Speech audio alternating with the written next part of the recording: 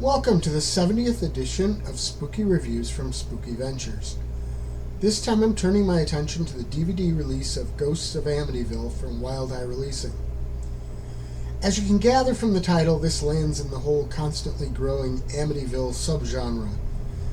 Speaking of that title, it's not all that fitting. Perhaps a better title might be The Creepy Clown of Amityville.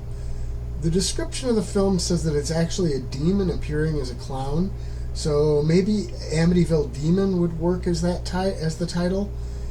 Either way, it should be singular. Now, while the picture of the Amityville house is on the cover, the link ends there. The connection to Amityville has pretty much nothing to do with that specific house, but instead it is supposed to be set in the area near the house. This movie is captivating. There are some things it does very well. There are some others that it misses a little bit on. That title is one of the misses, and since I already mentioned that, I'll get the other negatives out of the way. As you can guess from these indie films, the acting is not the best you'll see. Nobody really comes here looking for Oscar-winning performances anyway, though.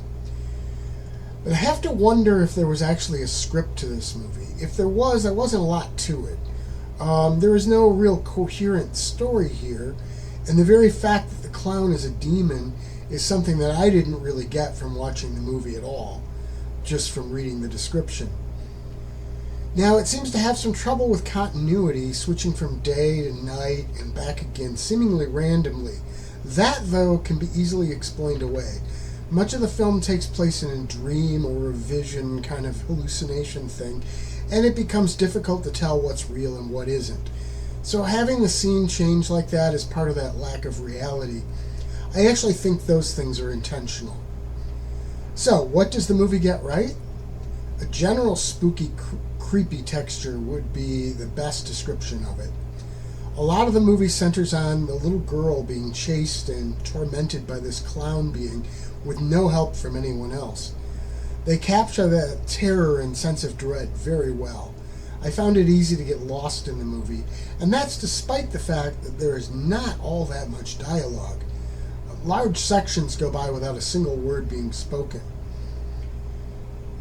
I almost look at this movie in a different way than I look at most movies. I see most films sort of like a book. It's a coherent story. This would be more like a painting, or perhaps an artist showing in a gallery, a collection of paintings. It's dark, creepy, and works so well from that perspective. This DVD is very much bare bones, with just a number of Amityville trailers as bonus features. But the movie is really quite an experience by itself, though. I actually highly recommend it. Just know what you're getting into before you get into it. Spooky Ventures is the home for spooky content and spooky merchandise on the web. Check it out today at spookyventures.com. And remember, always keep it spooky.